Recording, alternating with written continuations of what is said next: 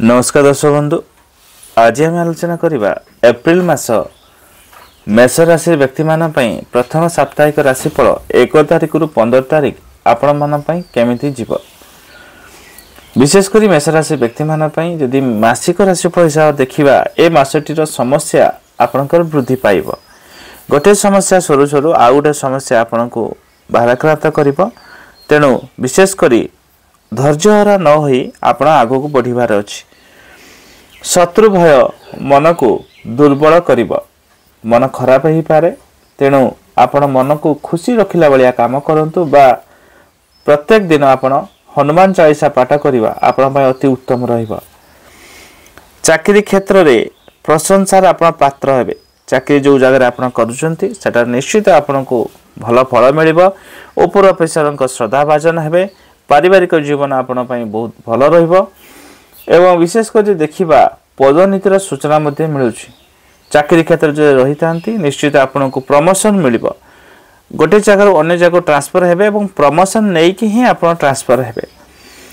ता सहित व्यवसाय रे मध्य आपनकर आर्थिक उन्नति परिलक्षित होउची। व्यवसाय रे भी बहुत भल रहिबो। विद्यार्थी जो माने रहिले निश्चित पाठ पढ़ा रे मध्य उच्च फल प्राप्त करिवे। पढ़ारे मध्य बहुत भल फल मध्य प्राप्त करेंगे। पाठ पढ़ारे मन लगेबे एवं पढ़ारे भी ध्यान देवे। पारिवारिक जीवन सुख शांति कटिबो एवं लव लाइफ रे भी मध्य सफलता आपन को प्राप्त हबो। राजनीतिक क्षेत्र में रही था लोक संपर्क आपनकर बहुत बढ़िबार मध्य देखा जाउछि।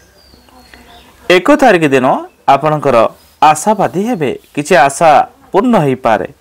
2 तारिख दिन कहा प्रति घृणा भाव मन खराब होबार देखा जाउछि एवं विशेष करी आपण चेष्टा करंतु मन कहा प्रति जेमति खराब भावना बा घृणा भाव न रहे।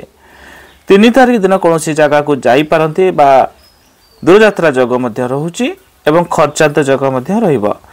4 तारिख दिन उच्च सम्मान प्राप्त करिवे। आपण विशेष करी किछि कार्य सफलता पाइबे एवं उच्च सम्मान रो अधिकारी हेबे। 5 तारिख दिन कार्य वृद्धि होबार देखा जाउछि। कामर भार अधिक रहिबो एवं कामर प्रेशर मध्य अधिक रही पारे। 6 तारिख दिन कलह जग रहउछि। कहा सहित जुक्ति तर्क करिबा, घरे अशांति वातावरण जेमति न होबो सेति प्रति ध्यान देबे। जेहेतु कलह जग रहउछि अजथा कलह लागि पारे। 7 तारिख दिन द्रव्य नष्ट होबार देखा जाउछि। हातरु पड़ी किछि जिंस भांगी जाई पारे बा रागी करी किछि जिंस भांगी देई पारंती। तेणु विशेष करी आपण टिके सतर्कता सह जिनिस को व्यवहार करिवे, निजर प्रिय जिनिस को। 8 तारिख दिन चिंताग्रस्त रहिबे। किछि कथा को नै कि पिलां कथा हो बा घर परिवार कथा हो बा टंका पैसा को नै कि टिके मन भितर चिंताग्रस्त रहिबे। मन टिके खराब रही पारे एवं आपण सब बेले टिके पॉजिटिव रहंतु। 9 तारिख दिन मानहानि अपमान मध्य जग रहउछि। बुझी विचारी कार्य करिवे एवं अजथा मध्य जेमिति कहा सहित जुक्ति तर्क कोई झगड़ा अशांति न हो ध्यान देवे। 10 तारिख दिन परामर्श नहीं किसी कार्य करेंगे एवं कार्य मध्य सफलता प्राप्त करेंगे।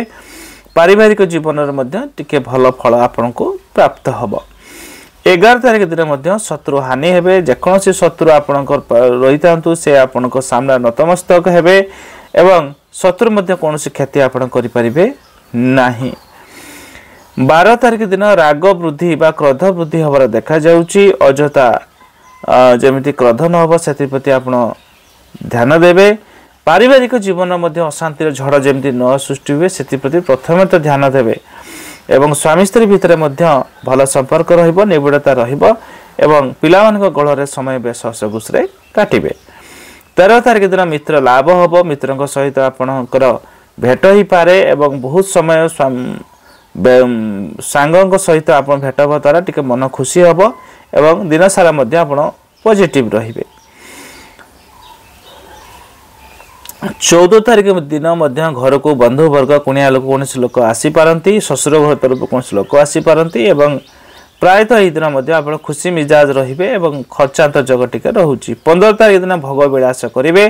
खाइबा पीबा बुलिबा मौज मस्ती करिया पे समय बयस भल मिलिबो एवं जदि देखिबा निश्चित 15 तारिख दिन आपण भल रहिबो।